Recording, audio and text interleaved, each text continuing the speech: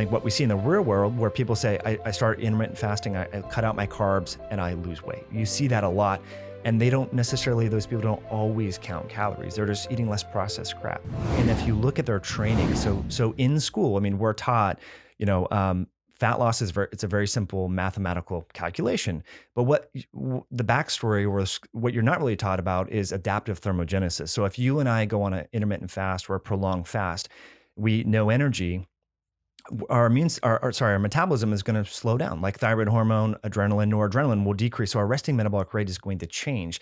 And that happens in the short acute term situation. If we fast or we cut calories, or if we go on a 12-week low calorie diet, like our metabolism will change. And so you have these people that are constantly, lowering their calories, they're over exercising, and now they have like 800 calories a day and they're gaining weight. They're like, what the hell is going on? So a lot of people that have degrees in nutritional sciences, dietetics, things like that, they're sort of, it's indelibly inked in their thought processes because they're professors and this professor, the conference and all of that. It's really geared towards this energy balance model of obesity.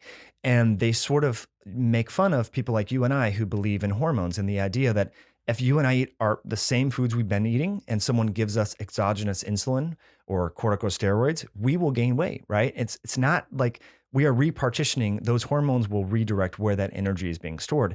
And so they kind of make fun of people like you and us and call us like, ketards for liking ketogenic diets or things like that. So I don't know. I don't know how it started online on Instagram and everything. And I kind of have backed out of that a little bit, but yeah, there is definitely two schools of thought. And I think like anything in life, like some of the calories obviously matter, right? We can't eat 7,000 calories a day and not exercise and lose weight, right? Yeah, and you can gain weight on a ketogenic diet if you're consuming more calories than you're burning every day, right? The calories outside of the equation. A lot of people do because they think, oh, it's keto. So there's this natural sort of human fallacy. So if I tell you that these cookies are gluten-free and organic, guess what? You're going to eat more of them if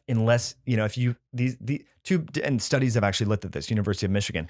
When we label something as keto or paleo or gluten-free, we eat more, right? Because we make this concession that, oh, this food, it doesn't count as much, or I already exercised today or things like that. So I can understand where people are coming with that. But there's a happy medium here between what's going on metabolically, hormonally.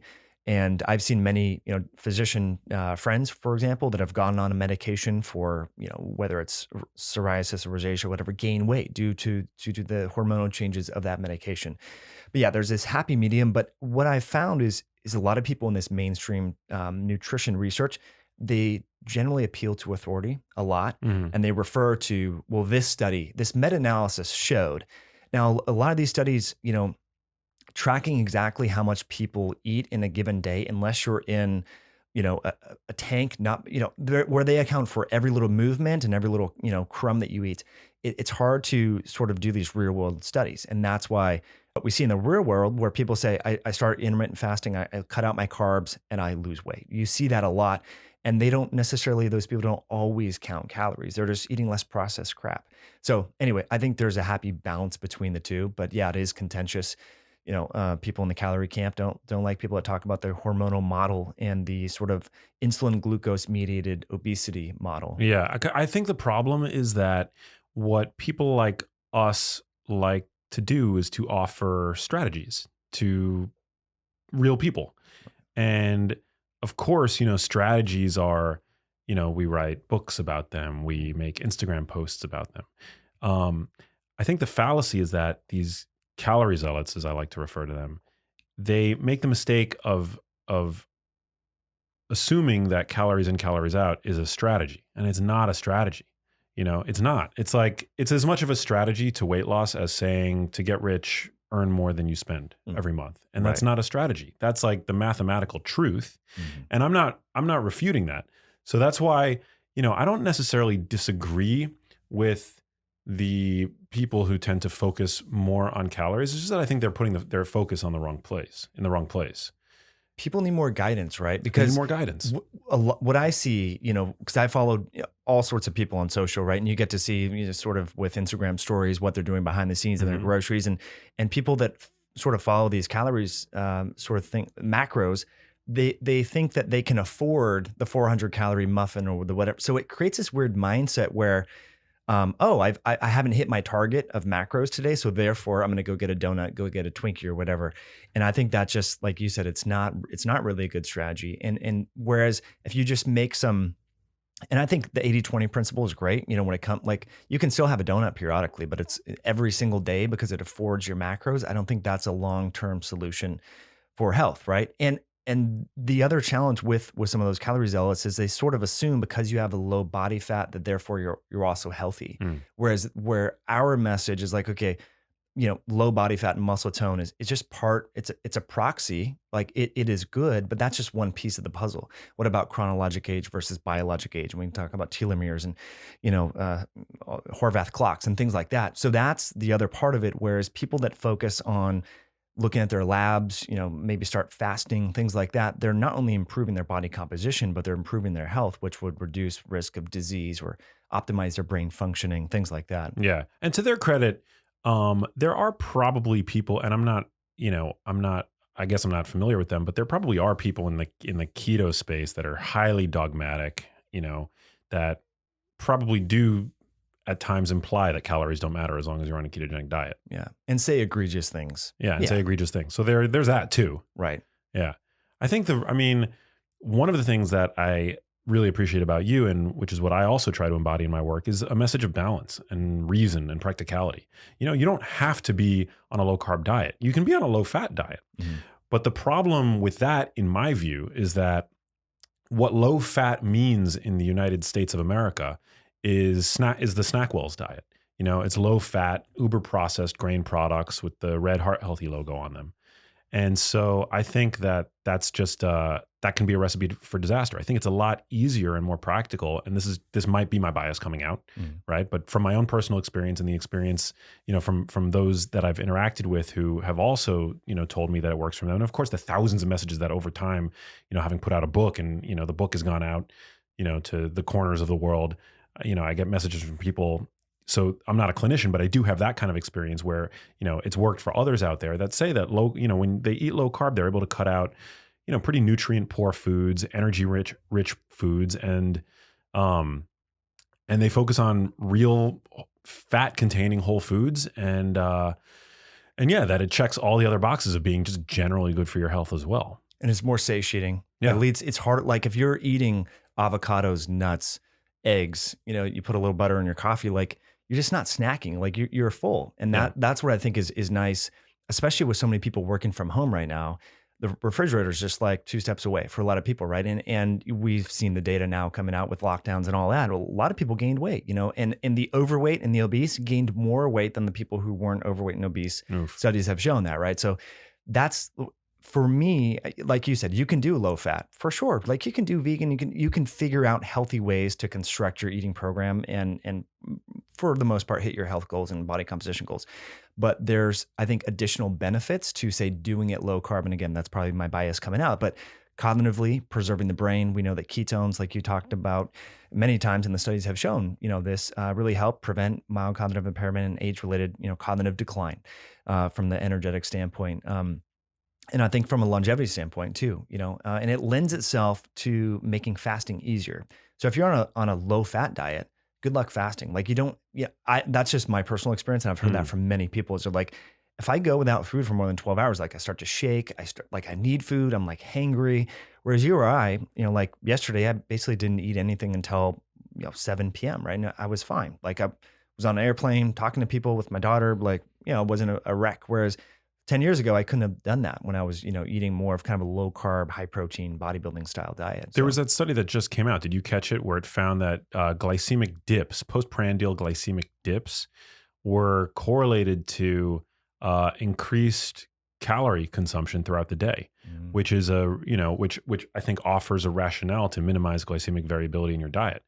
Again, this doesn't refute calories in, calories out, but it does provide a rationale that suggests, that eating high carb, irrespective of calories, might actually cause us to eat more calories. It's interesting. Yeah. I didn't see that. I'll have to check that out. Yeah, that makes a lot of sense. It just came out over the past week, and and it's also important to say that people have differing glycemic, even people that are metabolically healthy have differing glycemic responses to a given food, right? There was that microbiome study a couple of years ago that found that white bread, or I forget what it was, bananas or something like that, in two healthy people, depending on their their gut microbiota composition, had completely different glycemic responses with the same bolus of carbohydrate. Isn't that fascinating? It's so interesting. Yeah. Even with lean versus obese twins, like similar foods will cause different changes based upon, how, diverse or lack of diversity they have in their microbiome from, say, antibiotic use or breastfeeding duration. There were several studies on that, but that to me is fascinating. And you bring up a great, talking about glycemic variability. I don't see anyone in the seco space, like you call them calorie zealots, talking about looking at post-meal glucose, talking about measuring ketones or anything like that. Whereas once you start fasting and intermittent fasting or eating a low carb diet, you start to become curious, like, okay, well, what is my glucose? And continuous glucose monitor utilization, which is now, a lot of people have access to this with Levels or NutriSense. I mean, there's so many different tools. So it opens up your door to really sort of personalizing your diet. And that's what you hit on, it's not really prescriptive, like, okay, just eat less calories than you burn. You're like, okay, well, how can I personalize it more? Like, what if that doesn't work? Or what if that stops working? Because, our metabolism today, in April probably will change seasonally. Like it's going to be different in the fall. Animals model studies have shown that, like with bears, they start to, accumulate more body fat and hormonally things shift. So I think that's just another thing to consider. Well, because I think that when that advice falls on the ears of somebody who's consuming the standard American diet, to just that it's all just about calories in, calories out, and to just moderate your portions, they're going to moderate their portions. They're going to moderate what they're already eating. They're going to eat smaller portions of what they're already eating. And what they're already eating is 60% ultra processed foods. And so what that is to me is just a recipe for hunger and misery. Yeah. Right. I've done posts on Instagram, which I'm sure you've seen, where I'm comparing the calorie density of ultra processed foods versus high volume whole foods. And so if you're a fitness influencer and you're just saying to mind your calories, and that advice falls on the ears of somebody who's just eating fast food all day long, and they're going to fail. Mm-hmm. And they're going to have, that sort of moral, that's a moral failure that they couldn't do it. Maybe that they're destined to be overweight for life.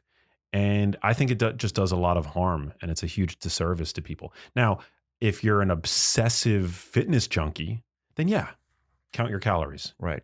Use one of those apps or a Google Docs spreadsheet or whatever to and so there's obviously a demographic for whom that works. Bodybuilders, I'm sure if you wanted to get to 4% body fat, tracking would be maybe somewhat helpful. Yeah. But I don't think that's a goal for your average person. The goal for your average person who is overweight is to just get down to a healthy weight. Mm. Which they don't really understand, like you said, beyond the calorie counting and all that. But I think you hit on something great, is that belief that I've always been fat, I will always be fat. And if I have all these failures with these different dietary strategies, it's just like, well, I must be broken. And so I just need to accept this reality that my parents were overweight, all my friends are, so I just must be like this. And then you start to believe in that determinism, which I think is a scary place to come from. And the body's so malleable, right? I mean, you have people that have had horrific injuries that have recovered from that. If you look at Drew Manning, have you followed his work? Like, he's gained weight on purpose. Fat to fit or fit to fat to fit. Right? Exactly. Yeah. He did that twice now. Wow. And so, he has the history of being metabolically healthy and then going unhealthy, where he just stopped exercising and ate crap. But he wanted to do it to show people hey, this is possible. Like, the body really, responds to change. So I think to me, it's fascinating. But anything you do in life where you get failure, I think sucks, because then you lose motivation, and you need to sort of get these small wins, like you and I over the years of becoming more healthy, because I ate processed crap growing up. I'm sure you did too. You start with these small little steps, and it's iterative. You get more and more progress. And that's why I think things like exercise, like fasting, and then pairing these things together, it's not just additive, it's additional, so I think it's interesting to sort of open your mind up to beyond just the calories. Yeah, it's such an important conversation to be had. I'm glad we're talking about it. You've recently been really into saunas. Yeah. Yeah, which I love. I'm a huge sauna fanatic, so really excited to talk to you about saunas. What's your regimen look like? Yeah. Well, I mean, it started because of, I mean, so I started to get into sauna therapy in 2013 because there's one at our gym in Seattle. And when gyms closed and then reopened and all that sort of stuff, they didn't reopen the sauna. And I've been wanting to build my own sauna. And we've had an infrared sauna too. Maybe we can talk about the different types, but I'll Yeah, just would give you love the that. big picture here. So I've been doing it for, almost 8 years now. And I just got used to it. And then when the gyms closed, I got really frustrated because we have this infrared sauna made by this company, High Tech Health. I know there's all these different brands. The infrared sauna, I think a lot of people have this perception that it's somehow better than, say, the sauna that you or I have. But really, the mechanism of sauna therapy is the heat. Like this, what makes this room different from a sauna is there's no heater, right? So Yeah. really, that's the mechanism of action, and the adaptive response that you get when you're in the sauna from a cardiovascular standpoint, from a detoxification standpoint, is heat mediated. So, I like to tell people get the sauna that you can afford. Like if you have a small 1 bedroom condo, like you're not going to have a classic Finnish sauna. Sorry, like you get a small infrared sauna, but just realize that to get your body hot enough, you're gonna have to stay in longer. So the infrared sauna that we had, I loved using it. My wife and I would go in there, but it only got up to like 160 degrees, which after having years of going in the sauna in our gym, it just wasn't enough. So I was like, all right, I'm gonna build my own. I want it to be like the most badass sauna that people have been in because it's part of life. Like in Nordic countries, in Scandinavian countries, and also in Russia, right? Like this is like kids are born in the sauna. When people die, they clean the bodies in the sauna, like in Finland. So this is just part of life. And what's cool about the sauna and what's cool about getting a sauna, and you've experienced this, is it's something to do alcohol-free or drug-free with other people. It's like, hey, come over, let's do a sauna. And you're there, you're kind of vulnerable, a towel wrapped around you, maybe a swimsuit, and you can have these cool conversations. And so that's what inspired me to build the sauna. But most importantly, the reason why I think everyone should get one is the health benefits are just phenomenal, from the cardiovascular system, from the immune system, from the sleep enhancement, stress reduction. I mean, it goes on, and we can pick apart those different mechanisms. But I think that for also the detoxification. So just the act of sweating, whether you go to hot, because a lot of people are like, dude, okay, I can't afford a sauna. Like I live with my family. What can I do? Hot yoga or sweating or a sauna blanket. Anything that gets your body temperature up is going to improve cardiovascular fitness, will help to excrete heavy metals, particularly lead, cadmium, mercury, things like that. The persistent organic pollutants that we're getting in our water and plastics, those are a little bit harder to get out. But the heavy metals that we're all exposed to and probably have high levels of readily get out in sweat, which is really cool. But yeah, I think, and I really attribute my quick recovery to COVID was due to our infrared sauna. Like I knew I was getting sick. I didn't think it was SARS-CoV-2, but I was in there 3 times a day, and it was like a mild cold for me, a day and a half, and I was good to go. And other people that have saunas that have had COVID report similar feedback too. And I'm not saying that sauna cures COVID or anything like that, but there was some articles that were saying like, hey, why aren't we making this, sauna bathing like part of first line therapy? Why are we closing the saunas when we know that this virus is susceptible to heat, and so forth? And so it's really good for the immune system. One study that has actually shown, looking at athletes, where they measured various immune cells, macrophages, monocytes, T helper cells before the sauna and after, and there was massive orders of magnitude higher activity and phagocytic capacity after the sauna. So it's a great way to support immune system health. How hot does your sauna get? So it gets so hot so basically, let me just give you the backstory. Okay. So the sauna that you have is a barrel sauna, which is great, right? And you have like probably a Harvia stove, which is like made by a Finnish company. So that's an electric stove. The challenge, and I love that, so you can turn it on, you can go in, whatever. So there's a rate limiting step to how hot the electric stoves can get, because the elements, the electric chips and things, they'll melt, right? So I built this, it's a classic Finnish sauna, and it has a wood fired stove. So it's this wood stove's like it's 18 by 36 inches. So it's pretty hot. And then on top of these rocks. And so you pour water on the rocks, and that's part of it, is the humidity that you get is really, really cool. But it gets so hot, to answer your question, it gets so hot. Like if I'm on the top bench and I pour water on the rocks, I have to put, and I don't really, because it's uncomfortable. I have to to breathe. I have to cover my hands and slowly breathe through my nose, or else it'll like burn. Whoa. And but that's like if my wife puts too many logs in, or if I'm like, okay, I'm feeling tired, or I really want to go to bed or whatever, I normally don't like to roll. So that's like 220, 230. So yeah, Wow. so I can stay in most saunas for at least 25, 30 minutes. When it's that hot, I'm like 5 minutes and I'm like, I can't even go anymore. I got to go out. And then part of that too is the not only just the heating but the cooling down.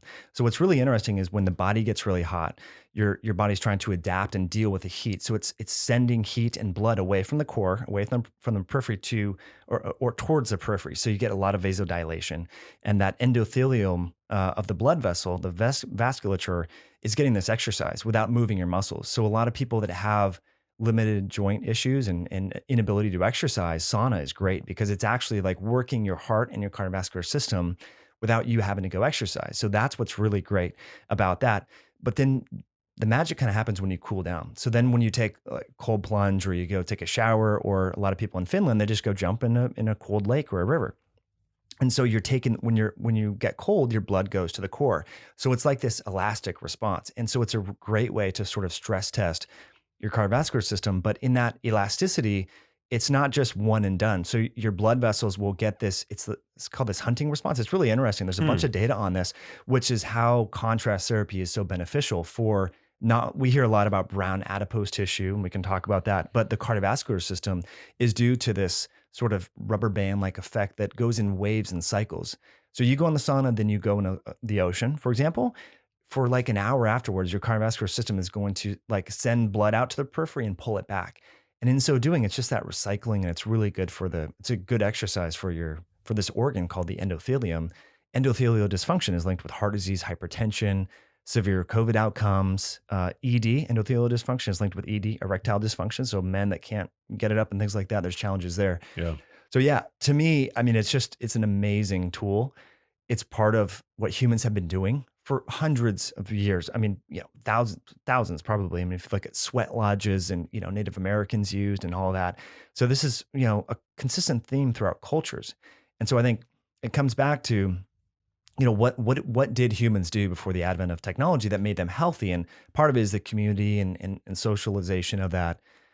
Yeah. So it's, a lot of people talk about heat shock proteins with saunas, and I think that's cool, but it's how do you measure heat shock? What is a heat shock protein? So I just like the fact that when you come out, your veins are popping like you just did a hard workout. And I've noticed, because I sold my infrared sauna to buy the stove for this one. So I went with no sauna for the first time in like 8 years for like 3 months as I was building this.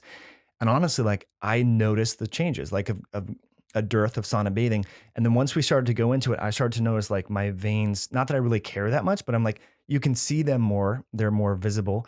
And my wife and I, she notices her skin right away, and her patients, cause she's a chiropractor, were noticing right away, like your skin looks more vibrant. Like, what are you doing differently? And it was right after, months of, took a break from sauna and then starting it over again. So It's amazing. Yeah, I think that the heat shock protein story is actually like very minor in terms of the benefit that we get from saunas compared to the vascular benefits that you just described. And like, I feel like how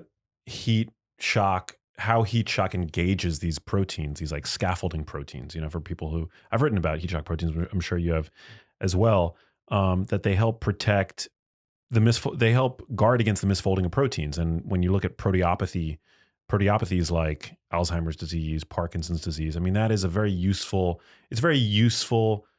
very potentially useful mechanism, but it is at the end of the day, mechanistic speculation. right. I think, because vascular dysfunction really, I think, is like one of the earliest problems, in terms of the etiology of these conditions. I think that's where the real money is when it comes to sitting in a sauna. Totally. And they've shown, University of Eastern Finland, right? Like all the risk reduction, such robust risk reduction with regular sauna use for stroke, for hypertension, for cardiovascular disease, all-cause mortality, and of course, dementia and Alzheimer's disease. Which was huge. Yeah. I mean, I think the risk reduction for dementia and Alzheimer's was like in the mid 60%. So you're like, this is something that most people should be able to access, right? I mean, that's the downside, is like we're spending trillions of dollars, our government is, like, why public saunas would be amazing. I mean, imagine if you could go into a public sauna and if you, I know you travel, but like you go to different countries, like for example, I've been to South Korea and in other parts of the world, sauna bathing is like a thing. Like this is what people do and relax on the weekends, and there's bathhouses and all that. And we're so sort of in our boxes here, as Americans, where we don't like to talk to other people. We don't like to go, be in the same room. But I was in Chile actually last November of 2019, and there was just a bunch of people in the sauna. Like we went to multiple different saunas and different gyms and stuff like that, all throughout like Santiago and South Chile, and it was just part of the culture there. And we don't have that here. People say, I don't want to sit near someone else's sweat, or have these weird sort of germophobic, irrational fears about it, because you're killing microbes. You don't need to sanitize the sauna. Like the heat is going to do the job for you, But yeah, I mean, those studies that you mentioned, Jonas Lunkeman, I think it is his name. I mean, these are 26-year prospective studies where they've been tracking this cohort of individuals. And if you could encapsulate the benefits of a sauna into a pill, it would be the best-selling drug there is. But you're like, oh, you have to go sit in the heat. People are like, no, I'm not going to do that. I'd rather just watch Netflix or whatever. I mean, it's just insane. But I think, so the cardiovascular benefits are huge. Heat shock proteins, big. Sweating, all of that. But for me, the deepened sleep is just another like sort of something we don't really talk about. But that to me, because I mean, as you know, circadian clock dysfunction, sleep issues, sleep disorder, breathing really sort of exacerbates all these different conditions. And what a great way without alcohol or sleeping pills. A lot of people have trouble sleeping is like, you will sleep like a baby. I've had many friends that since I finished the construction come over and they're like, they text me in the morning like, dude, I slept like a baby. Like I normally get up to pee 2 or 3 times, and like every single person has slept amazingly. So that I think is huge, because especially women around menopause, I'm sure you've gotten messages. For whatever reason, sleep can become a challenge for them. What's the mechanism by which saunas help with sleep? Or is it just like anecdotally, you just find that it works? Yeah, I'm not sure mechanistically. I think it's just, you're just relaxed, and if you do it at night, you're not on your phone, you're not on a screen. So I think there's some of that too. But I think it's just the relaxation, that parasympathetic, because it is stressful. It's like post-workout, you feel amazing. You feel so calm. There is some sort of, central nervous system stimulation, adrenaline, noradrenaline, when you're actually in a sauna. This is transient. And then afterwards, you're really calm. So that's what I think mechanistically is going on, but maybe someone knows. I love it. Yeah. Infrared sauna. So I have a sauna, a barrel sauna on the roof, and I love it, but it doesn't quite reach the level of heat that like you're talking about. Yeah. Which, I'm kind of sad about. I feel like were I to rebuild a sauna in a new place, I would want to make sure that it was like a wood-fired sauna. But my brother has a small infrared sauna from Clearlight. Actually, they've offered a discount for my listeners. If you guys go to my website, maxlugavere.com, and you hit store, you can go to Clearlight. There's like a link there or something like that. But I actually find it to be great. Like I love sitting in there because it's in his bedroom. It's like so small and compact, and he's got a TV. You could like watch stuff on YouTube while you're in the sauna. Yeah. Yeah, it's amazing. So you prefer that over your barrel sauna? I wouldn't say that I prefer it, but it's definitely it's a much more streamlined experience. And the other problem, so I'm sure you know this, but technically, like the way that the way saunas are built in Finland, you are supposed to sit at your feet should be at the level of the heat emission, so that the heat heats everything. Heats everything, right? Yeah. So in my barrel sauna, and I think this is probably how all barrel saunas are designed. It's a flaw in the design of barrel saunas, but if it's all you have access to, then it's great nonetheless. But mine, the top gets really hot. And it doesn't do as good of a job of heating the bottom. It takes a long time for that heat, for it to get hot enough where your lower body, starts to heat up. The infrared sauna is different. The infrared sauna, the whole thing gets hot. Yeah. Because those heating elements are like, they're down by your feet. Yeah. Yes. That's a good point. I haven't thought of that. That's a great point, because a lot of people that have diabetes or prediabetes or high blood pressure have peripheral vascular disease. There you go. So they're not getting that. So yeah, you'd have to like put your feet up. If you like, for you in your barrel, you have to raise your feet. Yeah. And then they can kind of burn a little bit, and you got to put them down. Yeah, but it's impractical, and so I think that for that population, it might make more sense to, and also from just a space standpoint, to go the infrared route. Totally. Unless you're able to get like a legitimate sauna that and with all those considerations. Yeah. But I do think it's funny to note that the International Sauna Association, I believe it's a Finnish organization. They don't actually consider infrared saunas to be saunas. Right. They think it's a Americanized, an aberration of the term sauna, a misuse of the word sauna. They're really sort of traditional. Like I've listened. There's the Sauna Times podcast I listened to, Glenn Arbaugh and a few other ones, And they do not like infrared saunas. And I interviewed him, and he was just trashing infrared saunas. And I had to pause and be like, okay, look, they're a tool, right? I want people to get started and get some benefits, but they may not be the creme de creme, but they're still a tool. Like you can still get great benefit from them. So yeah, I never want people to it's like saying, oh, well, if you only exercise, only do high intensity exercise. Like you can, if all you can do is walk, then please, by all means, just walk or do push-ups, whatever. Like any exercise is good, but I'm with you. But what's interesting about that is if you look at where infrared saunas came from, studying in Japan, it's kind of the jargon is wow on therapy. And that's been used for diabetes, for other medical conditions. So they are medically validated. Like there is Western, hard science looking at in people that have peripheral vascular disease, for example, and other challenges. Like infrared has data, right? But that being said, there's this illusion because the heat is from infrared that they're magical and they get so. I just think maybe, but it's really just heat mediated at the end of the day. As far as I understand it. So, as long as you can get it pretty hot. And like you said, if you can get your whole body hot, then that's awesome. So speaking of going back to your diet, I mean, how frequently do you have meat and so forth? And what do these meals look like in terms of fat and nutrient density? Because I know you're interested in fasting and intermittent, time restricted feeding and so forth. So what do you eat for breakfast, or do you eat breakfast? Yeah, I don't. I mean, for the first hour or two after I wake up, I don't eat anything. I'll drink water. Maybe I'll drink some black coffee. But yeah, I mean, when we are first arising in the morning, we have a hormonal environment in our bodies that wants to burn fat, right? Cortisol, the body's chief catabolic hormone, is at its peak about 45 minutes after we wake up, meant as a way of liberating stored energy so that we can carpe diem, right? Like seize the day, go hunting, whatever it is that we need to do. So that's like the perfect fat burning environment. I don't like to screw that up by eating in that window. If I do eat, I choose to eat foods that don't cause insulin to become elevated, because, I mean, just from a logical standpoint, when you have the body's chief catabolic hormone, which is cortisol, elevated, why are you going to spike insulin, which is the body's chief anabolic hormone, within that same temporal time frame? It doesn't make a lot of sense. So usually I'll stop, I won't eat for an hour, 2 hours, 3 hours after I wake up. I'm not really strict on the window. A lot of people obsess over the fasting feeding windows. To me, it's really more important to honor the body's circadian inclination in the morning to liberate those stored fuels and burn off those stored fuels and fats. And then to not eat for 3 to 4 hours or 2 to 3 hours before I go to sleep. Again, I don't obsess over the hours necessarily, but the body has a natural inclination to get up and seize the day in the daytime, and it has the same inclination but to wind down at night. So when I do decide to break my fast, I mean, every day I'm pretty committed to eating what I call a huge fatty salad. Yeah. So usually I'll break my fast with a big bowl of dark leafy greens. People that consume a big bowl of dark leafy greens every single day have brains that look on scans 11 years younger.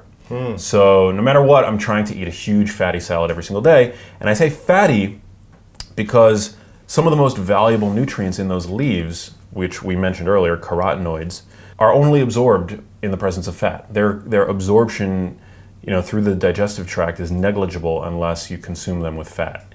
So what kind of fat? I'm not talking about tortilla strips, ranch dressing, or cheese. I love to throw on extra virgin olive oil. A lot of people today are obsessed with, eating a high-fat diet and chasing fat almost as if there's any value to doing that. The only fat for which there's a strong body of evidence to really say that it benefits our health is extra virgin olive oil. So right there, I'm checking off all these boxes, right? I've got my dark leafy greens, packed with fiber, packed with carotenoids, magnesium, folate. I throw on the extra virgin olive oil, which research shows can actually encourage brain autophagy, the ability of the brain to clean up these toxic proteins that can aggregate and form plaques. Also in control trials, the kinds of trials required to prove cause and effect, they've shown that high olive oil consumption is associated with better cognitive function, better cardiovascular health, metabolic health too. So big salad. And then over the course of the day, I'll snack maybe on, a handful of almonds, which are rich in vitamin E. So maybe, like low sugar beef jerky or beef. What's that thing? I've become obsessed with biltong. Oh, wow. Yeah. It's basically like a vinegar flavored beef jerky, air dried with no sugar. The problem with a lot of beef jerkies these days, even if it's grass-fed, loaded with sugar. Oh my gosh. Yeah. Even kale chips. Even kale chips. Coconut sugar and everything. Yeah, you can't. It's Yeah. like really hard to find healthy food now that doesn't have sugar. Exactly, but biltong is like Biltong. it's my new obsession. Yeah. Even Epic bars have sugar now.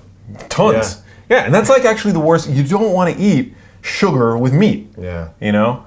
It's that's like one of the major problems because you're getting the fats and the saturated fats from meat, combining that with sugar, which can actually potentiate the insulin response from that sugar. And I don't think that that's a good recipe for health. Whereas biltong, and I have no affiliation with any biltong company. I've just become like really interested. Really, it's super tasty. But yeah, I mean, I try to concentrate my meals within 2 to 3 meals per day. I try to minimize snacking. Doesn't always happen. If I'm working from home, I'm always reaching for almonds, nuts, dark chocolate, whatever I have around. And then for dinner, I love to go big on roasted vegetables and properly raised meat. If I had a workout earlier in the day, I'll probably incorporate some kind of starch.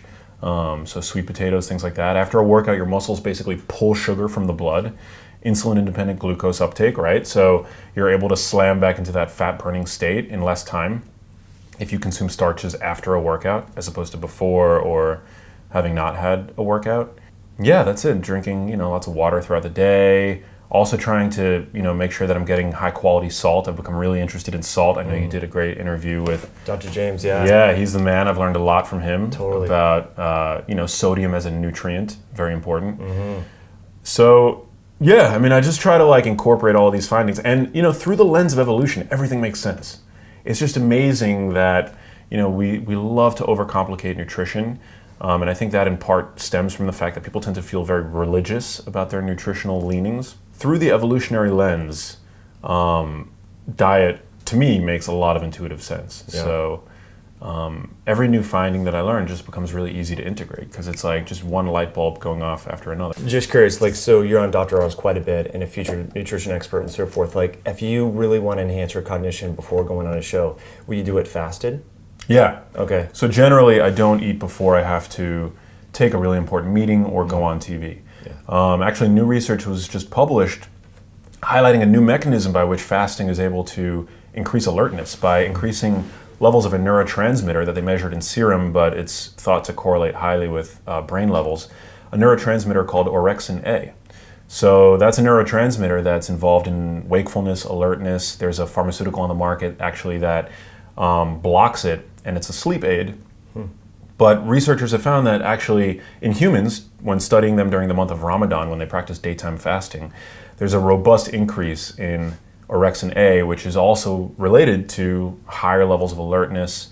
And it actually makes sense from a evolutionary standpoint. I mean, we wouldn't have lasted very long as a species, right, if we got dumber the minute food wasn't around or less alert. So it's speculated that this is a means of helping us find more food when food is not around. So when I go on TV, usually I will not eat. I'll remain fasted. But I will drink generally some green tea with a little bit of lemon in it.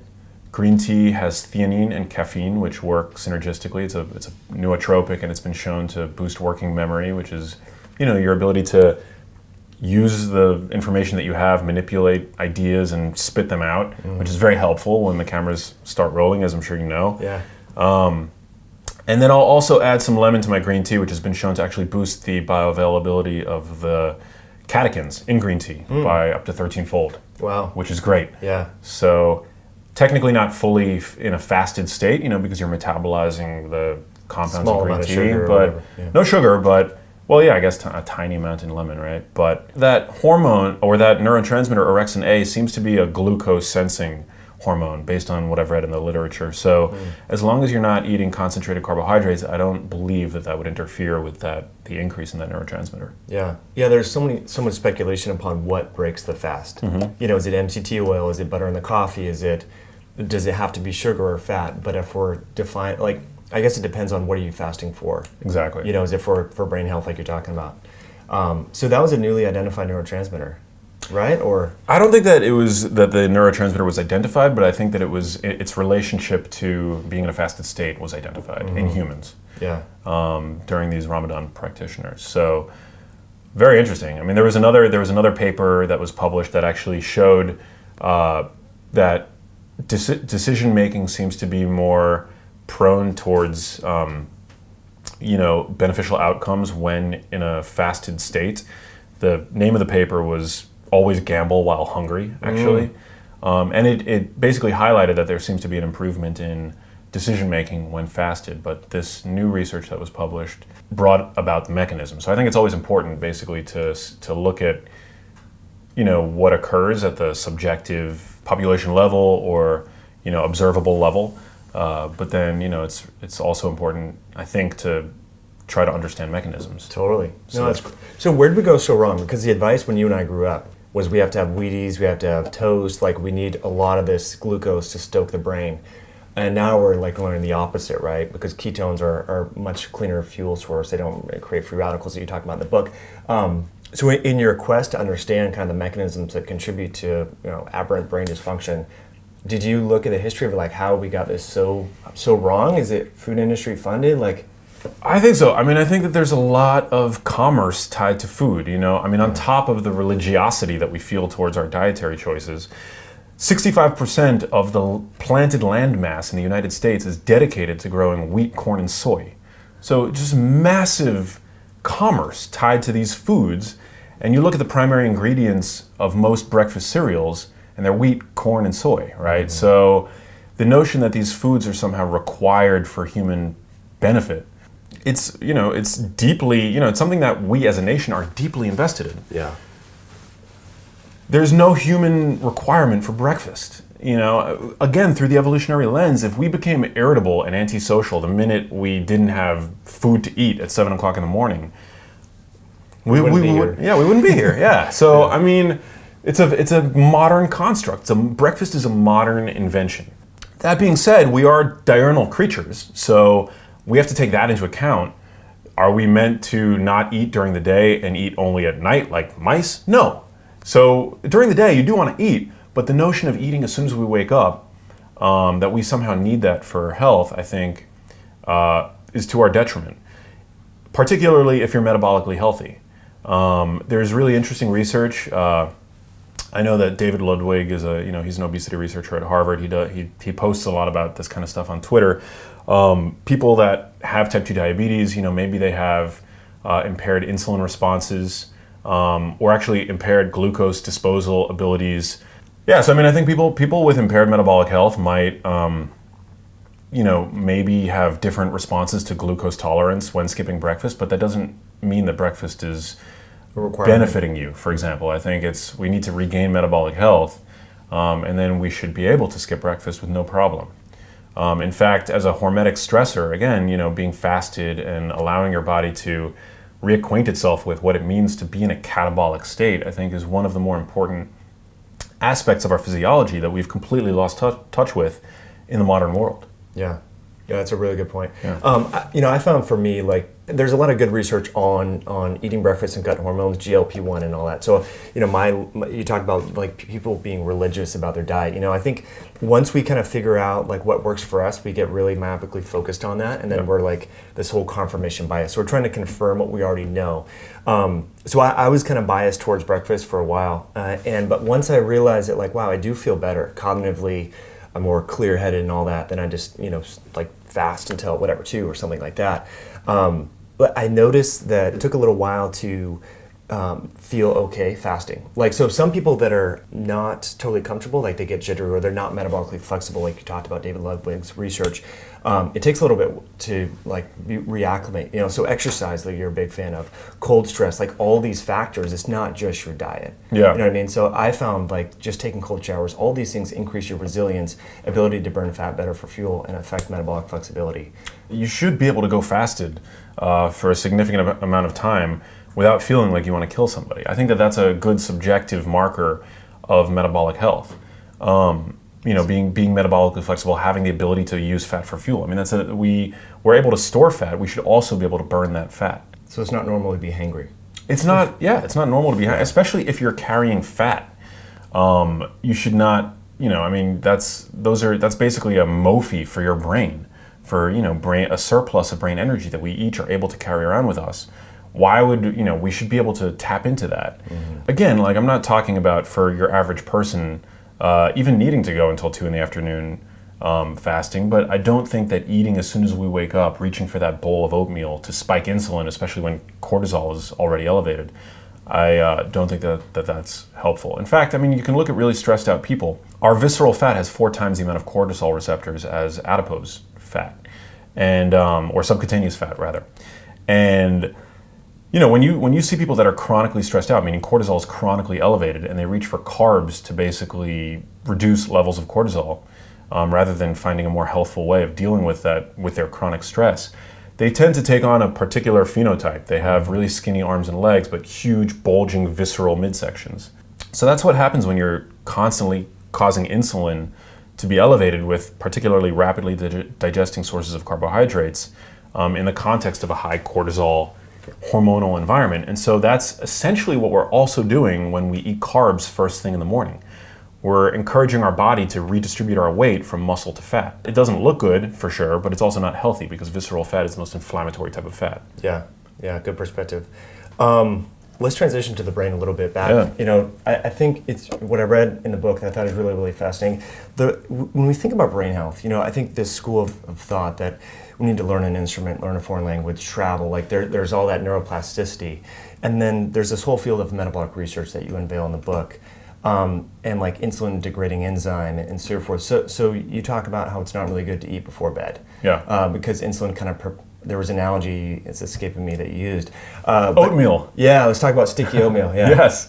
Yeah, so basically, I mean, anybody who's ever put dried out oatmeal stuck on a bowl into a dishwasher understands this chemical concept of solubility, right? For oatmeal to be effectively washed off of a bowl, you've got to keep the oatmeal soluble, right? You've got to put water in the bowl as soon as you finish, otherwise it's going to gunk up and become like glue, and it's not going to be washed off easily by your dishwasher. So that's basically the analogy that I use in the book to describe amyloid, which is the protein that aggregates to toxic levels in Alzheimer's disease. Mm-hmm. Now, amyloid hasn't been established as the causative force in Alzheimer's disease. Certainly in later stages, it probably is a causative factor. But for amyloid to be cleaned up and washed away over the course of your sleep, which we now know, sleep is actually it turns your brain into essentially a dishwasher thanks to the glymphatic system. We know that amyloid needs to stay soluble. And one of the ways to do that is to keep blood sugar, it seems, from being chronically elevated. And the best way to do that is to eat a diet that doesn't, for one, chronically stimulate or chronically raise your levels of blood sugar, but also a diet that keeps your body metabolically healthy so that you can maintain sensitivity to insulin. So yeah, when we sleep, we have these ducts that have sort of piggybacked on the brain's arterial system that swell and swoosh cerebrospinal fluid all throughout, basically purifying our brains every night when we sleep. It's pretty amazing. Jeffrey Iliff and his team at University of Rochester discovered this network of ducts, and they've named it sort of after the lymphatic system for which it resembles. Mm-hmm. The diet glymphatic interaction, it's a newly discovered system, so we don't have, all the answers, certainly, but what some of the researchers that I've spoken to over the course of writing the book believe is that by keeping insulin low, particularly when we go to sleep, and by not causing it to, become elevated with carbohydrate containing or concentrated foods, we can sort of stoke the ability of the glymphatic system to properly do its job. Mm-hmm. And sort of like scrub the brain of neurotransmitters that have been used and waste and everything? Yeah, scrub the brain of that amyloid protein, the precursor protein that basically aggregates and forms these plaques. Animal models have also shown that omega-3s can help the glymphatic system properly function. Also, it's most active during slow wave sleep, so fiber consumption has been related to greater slow wave sleep, which is another reason why I think it's so important to eat a diet rich in vegetables. And there was another study that came out recently about the glymphatic system that it's escaping me, but it's important. Sleep is very important. So there's a lot of people experimenting these days with like compressing their sleep, monophasic sleep, I think it's called. I just don't see that as being healthy from a brain perspective. Obviously, I remain open, but we really want our brains to flush out these proteins as we sleep because they are created in all of us, and they are related to Alzheimer's disease, certainly. So, I think if we have the opportunity to enhance our sleep and reduce the risk of our brains becoming amyloid landfills, let's let that happen, right? Totally. Yeah, I want to dive into that, what amyloid's doing. But I mean, it's funny, just like 2 days of sleep deprivation, like today, for example, traveling east to west and so forth, I can notice a huge difference. I haven't done any quantitative EEG or anything like that, but my Oura ring tells me that, that traveling, getting up early and all that. So that's really interesting. But what is amyloid beta doing in the brain? Like, so it's causing these plaques to build up, and then what does that do? Well, it's unclear exactly what amyloid is there for, but recent research out of Rudy Tanzi's lab at Harvard, seems to suggest that it serves an antimicrobial purpose, which is very interesting. It seems to be increased when the brain is inflamed. It seems to be this protective protein that over time, if it's chronically stimulated, can become problematic, particularly when it's not properly flushed away. Amyloid, when it becomes aggregated to form these plaques, seems to compound the damage that's done. So I think really that's why the onus is on prevention. That's why I think pharmaceutical research that have targeted amyloid as a therapeutic treatment mechanism for Alzheimer's disease have failed so frequently, because we're looking we're demonizing the wrong thing, basically. This is similarly to what has kind of happened to cholesterol over the years. Cholesterol was found in the arteries of cadavers that have died from heart disease. Therefore, cholesterol is the causative fact in heart disease. That's the diet heart hypothesis, right? I think it's very similar to what has really directed pharmaceutical inquiry into Alzheimer's disease over the past couple of decades, because on death, which was the point at which the brains, obviously, of cadavers could really be examined, people who have died from Alzheimer's disease, their brains were riddled with plaque. So similarly to what has happened with cholesterol, it was assumed that this plaque is the causative factor in Alzheimer's disease. But as with cholesterol, I think all the research now is suggesting that it's more of sort of it's there at the scene of the crime, unfortunately, but it's not it's not suspect number one at this point anymore. Yeah. Perlmutter's research, I know he's been talking about that for a while, about how amyloid beta is associated with the inflammation associated with microbes and infection. And I think herpes simplex 1 and cytomegalovirus, I can't remember the specific pathogens, but I think that's really interesting. So it's almost as though it was like cholesterol or insulin or whatever. Like if you just target insulin in a diabetic and ignore their blood sugar, they're still going to have complications associated with that. So what I heard you say right there, and you talk about this in the book, and you've been speaking about this for a while, is just that's where the pharmaceutical model kind of misses the target, because they're going after one mechanism but not addressing the root cause, which is multifactorial. Well, that's why Alzheimer's drug trials have a 99.6% fail rate. That's a higher fail rate than the trials for any other disease state, essentially. In fact, Pfizer recently basically pulled the plug on their trials for an Alzheimer's treatment because they're looking in the wrong place. This is a disease that begins in the brain 30 to 40 years before the first symptom. And there are other biomarkers that have been discovered that are associated with the disease that emerge far earlier than this amyloid plaque. And when we look at the health of the body, insulin resistance in the body is related to plaque buildup in the brain. That was research done by, I believe it was Suzanne Kraft. Yeah, so I mean, things that promote inflammation in the body and which we already know about, right? Like insulin resistance, chronically elevated blood sugar, are related to these features in the brain. And so I think that we were looking in the wrong place for all these decades. We're looking in the brain when the answer is most likely in the body and related to our diets, our lifestyles, and all these other things. Over the course of my, journey writing Genius Foods, I'm very careful not to point the finger at carbohydrates exclusively as being the smoking gun in Alzheimer's disease. I think it's so multifactorial. It's our chronic stress. It's these industrial oils that have become ubiquitous in the food supply that are just as damaging, if not more so, to the brain than carbohydrates. There was a study in rats and canola oil. Yeah, exactly. And that's, unfortunately, like you go to Whole Foods, it's everywhere. I was going to ask you too, I don't want to deviate too much, but I love olives, like just real olives. And I can't find them without sunflower oil. Like, Yeah, I mean, not that that's the most toxic substance in the world, but these oils do oxidize like at really low temperatures, right? Yeah, well, an animal study was just published. I just posted on my Facebook page yesterday that found that a high sunflower oil diet imposed pretty profound oxidative stress on the liver of rats. And they compared it to extra virgin or just virgin olive oil, and they found that in terms of promoting lifespan and health span in these animal models, virgin oil was the best. Virgin olive oil was the best. Yeah. So, yeah, I think avoiding polyunsaturated oils in the diet, very important. I'm even not a fan of going crazy with the fish oil. I think fish oil is very important from a high quality source. We want to be really cautious over the fish oil that we're consuming. But polyunsaturated fats, generally speaking, which includes omega-3s and omega-6s, I think we're meant to consume in whole foods in trace amounts. So LDLP, I mean, just to kind of summarize, is basically a proxy of metabolic inflexibility, right? So the liver's kicking out a bunch of more cholesterol molecules.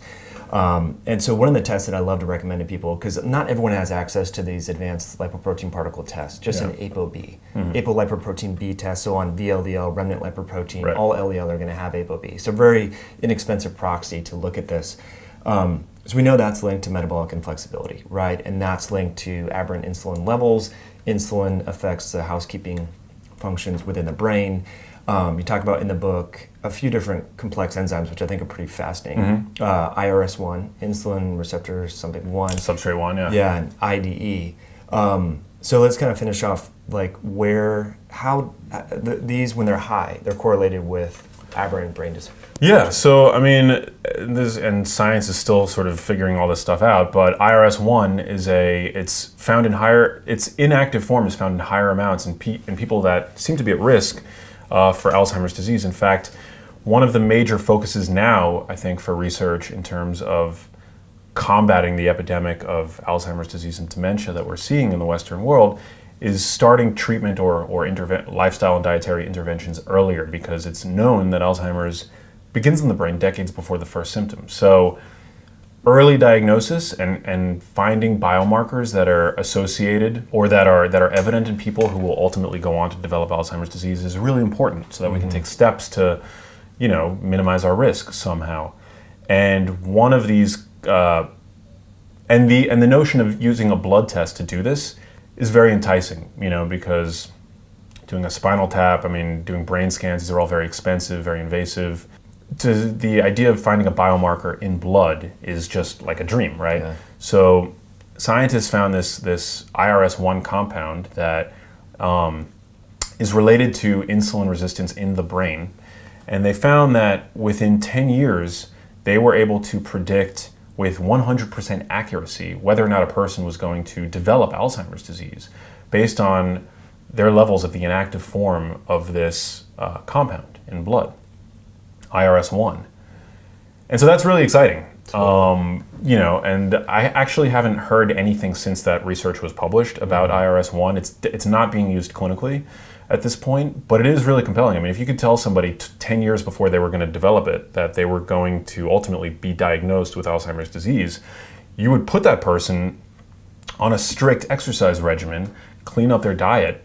In fact, the guidelines for treatment for a mild cognitive impairment, which is often considered pre-dementia, were just updated to include exercise for the first time.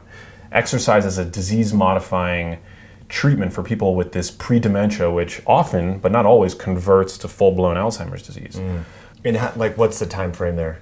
Like time scale. So if you're starting to get, is it 10 years, 20 years before it's full? From mild cognitive impairment to Alzheimer's disease, I'm not sure. Yeah, I'm not sure.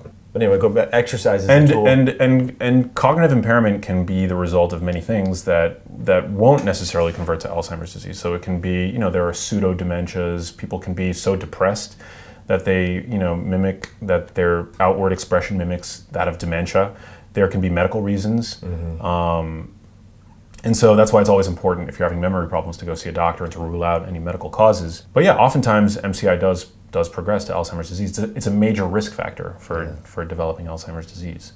And so the idea of being able to intervene early, even before mild cognitive impairment, I think it's a dream scenario for somebody who is at risk.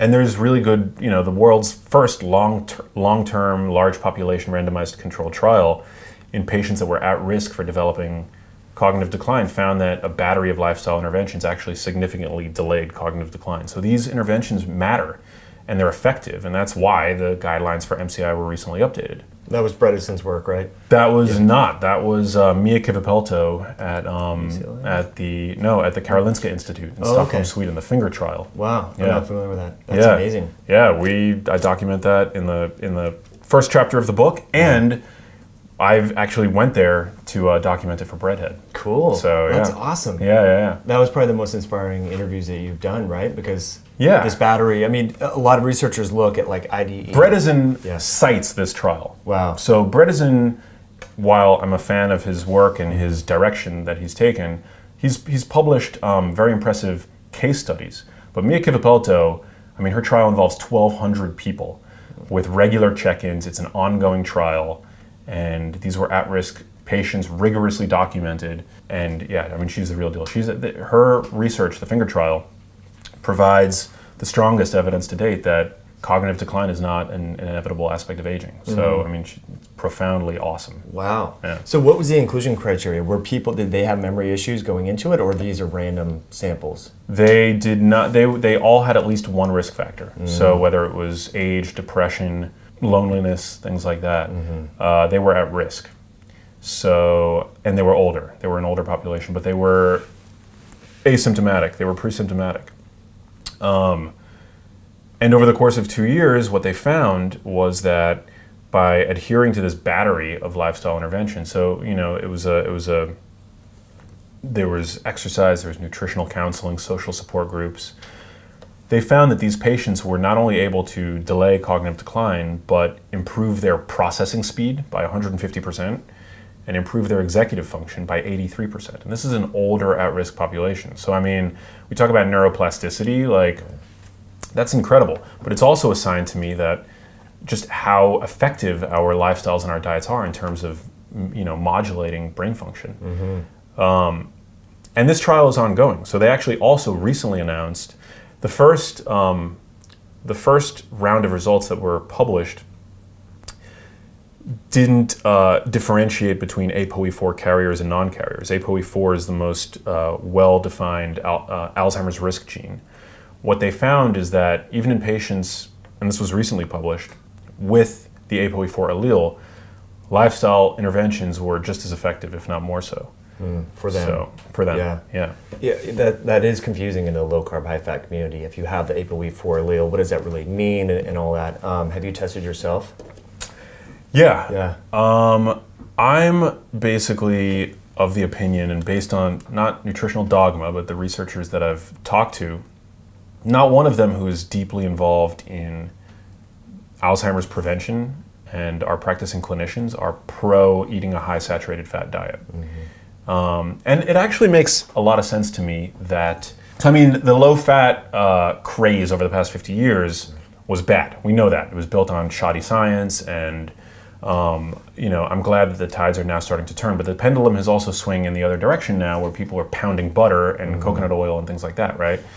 When you look at a cow that is sort of our domesticated version of a wild, like a cow is not a wild animal. A cow is a domesticated passive thing. Yeah, Neil deGrasse Tyson had this quote. He got a lot of shit for it, but he basically said that like a cow is a human creation designed to turn grass into steak, right?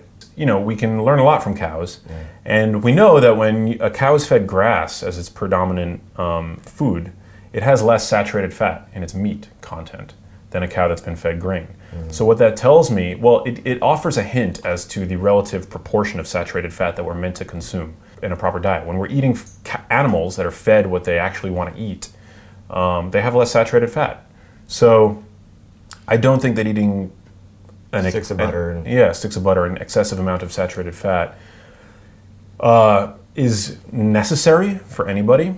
But I also think that it might be potentially deleterious to brain health. Do I make any restriction over saturated fat when contained in whole foods? No. But yeah, I think, and one of the reasons for this is that saturated fat reduces the amount of LDL receptors on the liver.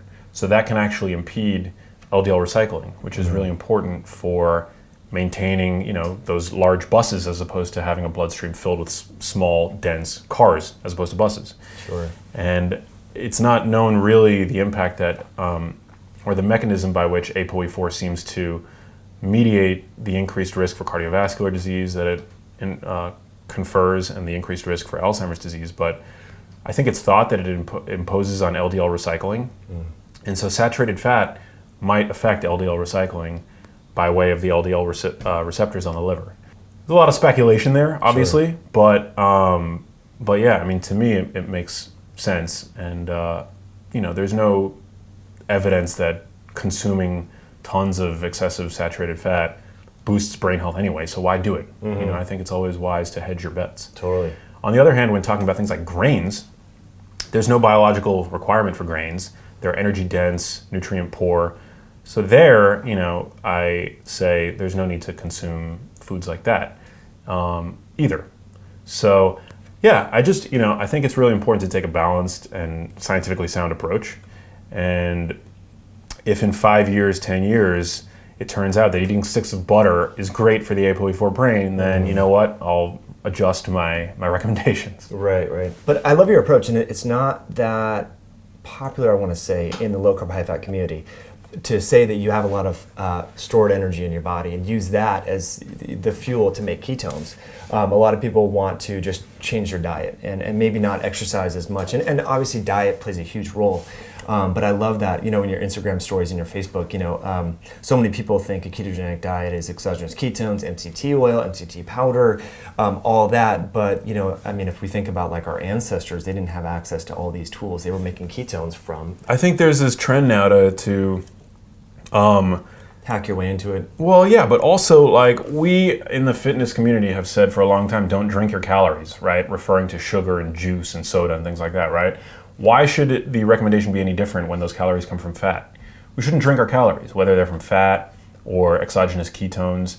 I think that there are applications for exogenous ketones and MCT oil for sure. Like I think that the potential cognitive boost for patients with Alzheimer's disease who develop a food preference for sweeter foods, I think all really great.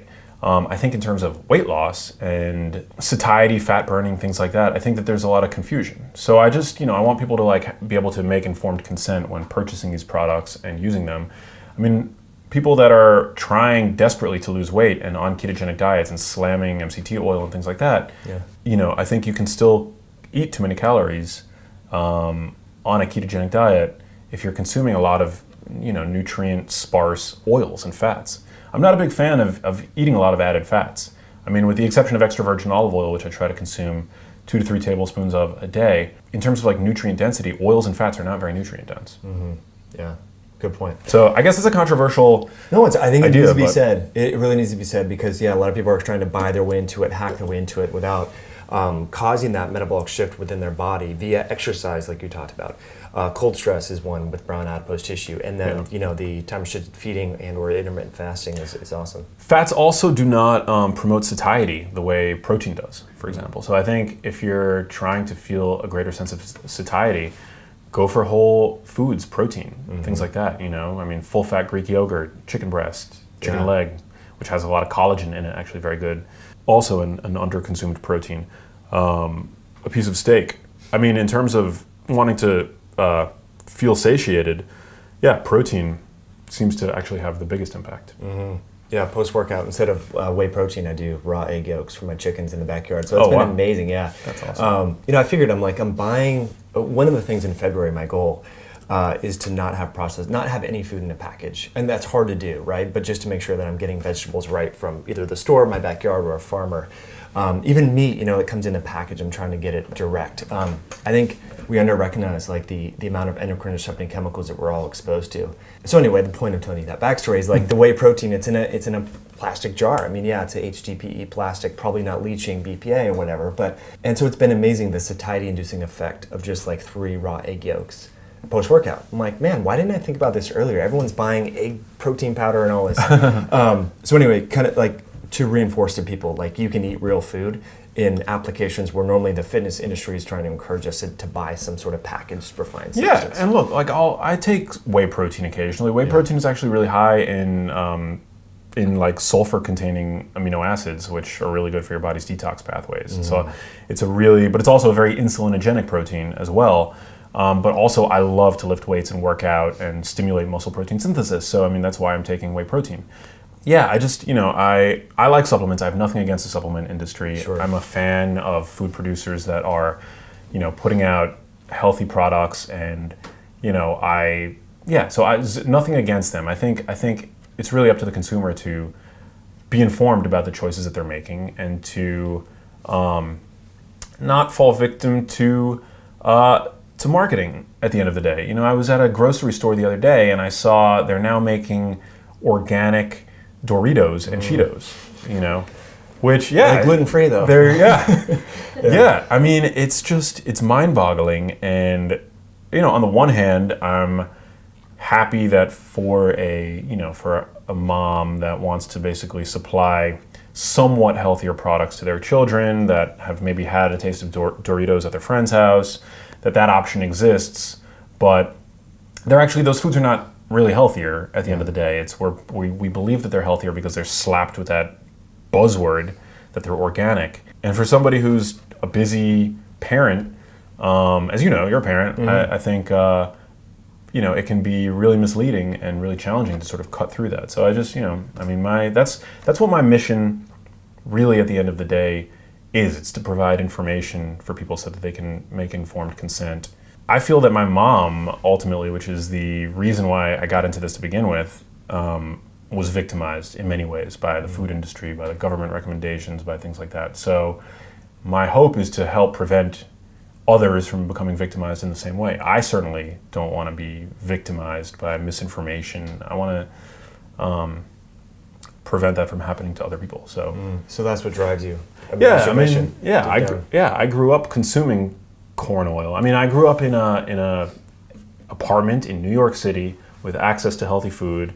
I was fortunate my parents were able to afford healthy food. Nonetheless, my refrigerator was stocked with margarine, and there was always corn oil by the stove, and I was told growing up not to eat eggs because they contain cholesterol, it's bad for the heart. So if that advice was truly rooted in science, then I wouldn't use the V word, the victim word, right? But now I know, based on my research, that those guidelines and that nutritional advice was the end result of money, profiteering, and the sugar industry lobbying and investing in huge, heart associations, the Heart Association, and that bad data trickled its way down to the government recommendations, and the food industry basically exploiting our collective ignorance at a time when nutrition science was just being born. So that's why I use the V word, and but that still continues to happen today. Like, it still continues to occur. I mean, the New York Times recently published that these soda companies they formed an organization basically to put the blame of the national obesity epidemic on inactivity and sedentary lifestyles as opposed to food and things like that. But this is an organization literally funded by the sugar industry. Oh man. I've posted articles about how dangerous added sugar consumption can be, and I've been tweeted rebuttals by organizations that are funded by the sugar industry. So, I mean, it's like they're censoring media to basically, cover their butt. Yeah. Wow. So shocking. Yeah, I mean, they advertise. I mean, the Super Bowl just happened this past weekend. I mean, there's Pepsi all over and Gatorade, and so there's big money going on there. And coming back to the brain a little bit, one of the things that intrigued me about the book, and you talked about this in our last interview, which I'll post in the link below this video and so forth, is one characteristic of a demented brain or a brain with Alzheimer's is the inability to utilize glucose properly because insulin's. So is that a big mechanism here? I mean, if there's inflammation, which we've talked about, cholesterol and lipid signaling and so forth, but are these brain cells starving for energy? Yeah. And that's how the MCT oil and fasting and all these lifestyle modalities is helping to reincorporate ketone derived energy sources? Well, yeah. I mean, diminished glucose metabolism is absolutely a feature of a brain with Alzheimer's disease. By the time somebody's diagnosed with Alzheimer's disease, whether or not they carry the ApoE4 allele, brain glucose metabolism has been reduced by 45%. according to the Framingham Heart Study. That seems to be the unifying thread that links, that really, because if you look at the ApoE4 allele, people that carry that seem to have slightly diminished glucose metabolisms in their brains throughout life. I mean, essentially, they've done scans in 20-year-olds and found that there's a reduced glucose metabolism in ApoE4 carriers. So that to me seems like, as a very early marker associated with Alzheimer's disease, a potential causative feature. And in fact, when people develop insulin resistance and even obesity, that seems to affect their brain's ability to produce energy from glucose. So it's tied to lifestyle factors that we already know, and conditions that we already know are not good for us. So that's why I think, nurturing the body's metabolism as a means of protecting brain metabolism, I think, is very beneficial. And also, the ability of a brain to generate energy from ketones is not deterred by aging or Alzheimer's disease or the ApoE4 allele. And the ApoE4 allele is considered to be the ancestral version of the ApoE4 protein. So it seems to me that, and this was a term coined by Sam Henderson, that our keto deficient lifestyles have basically been to the detriment of our brains. That remains to be a really hot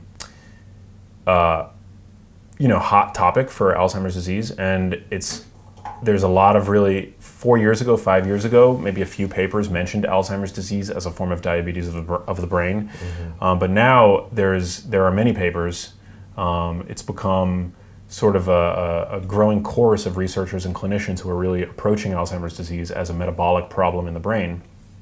And for the first time this year, a ketogenic dietary intervention in patients with mild Alzheimer's disease was tested.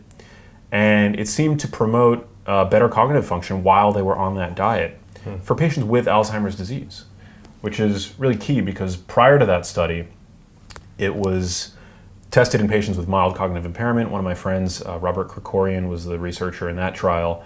And so now we have data on patients with Alzheimer's disease that it seems that ketones are able to sort of provide an energetic life raft for the brain. Is that the cure for Alzheimer's disease? I don't think so, because adherence is very difficult. In fact, it's particularly hard on the caregivers. And as I mentioned briefly, Alzheimer's patients actually develop a sweet tooth because it's speculated that it's their brain sort of crying out for energy in the form of sugar, which is ironic because those are the exact processed foods are the exact kinds of foods that promote inflammation and seem to be related to reduced glucose metabolism in the brain. But yeah, I am a fan of the notion of using ketones and being in an intermittent ketogenic diet throughout life. I think that's important, especially in light of the notion that the ApoE4 allele is potentially our ancestral version of the gene. So prior to agriculture, when food availability was more unstable. Right. Unpredictable. Unpredictable. Yeah. Gosh, it's amazing stuff. So keto can be good, but it's not the end all be all. Yeah, I think keto is definitely good, and I think over the course of one's life, acquainting your brain with using ketones as a fuel, I think, is likely very beneficial in terms of allowing it to generate energy and the glucose hypometabolism thing is a pretty profound feature. I mean, the fact that it's diminished by 45% in brains with Alzheimer's disease is pretty startling. Yeah, that's amazing. I have a lot of questions about the hippocampus and what brain regions and all that, but you talk about that in the book. Hey, if you liked that video, you need to check out this one here, and I'll see you there. You can fast from cigarettes. It's called quitting smoking. You can fast from alcohol. You can fast from sex. You can fast from anything that's overstimulating of your dopamine system.